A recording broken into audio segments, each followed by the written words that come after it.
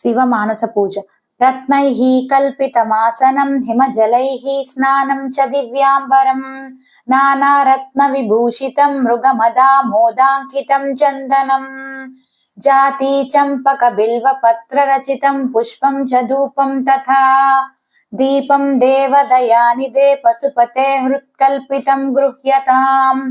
सौवर्णेन नवरत्नखण्डरचिते पात्रे घृतं पायसं भक्ष्यं पञ्चविधं पयोदधियुतं रम्भाफलं पानकं शाकानामयुतं जलं रुचिकरं कर्पूरकण्डोज्ज्वलं ताम्बूलं मनसा मया विरचितं भक्त्या प्रभो स्वीकुरु छत्रं चामरयोर्युग्यं व्यजनकं चादर्शकं निर्मलम्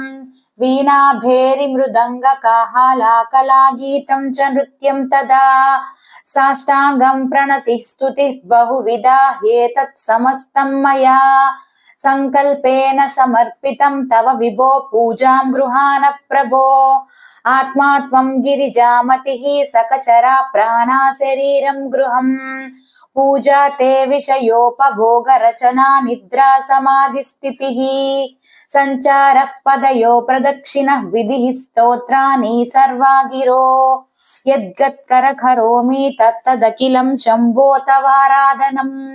करचरणकृतं वा कायजं कर्मजं वा श्रवणनयनजं वा मानसं वा पराधं विहितमविहितं वा सर्वमेतत् क्षमस्व जय जय करुणाब्धे श्री महादेवो। ॐ नमः शिवाय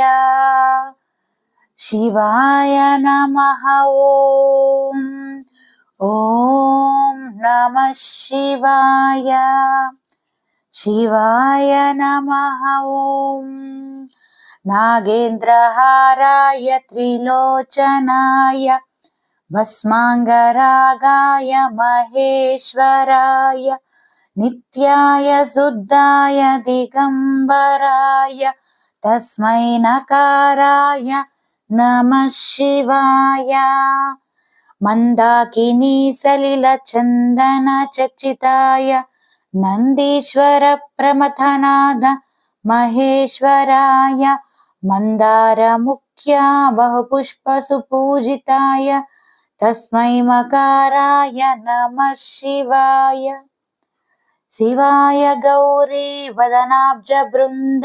सूर्याय दक्षध्वरनाशकाय श्रीनीलक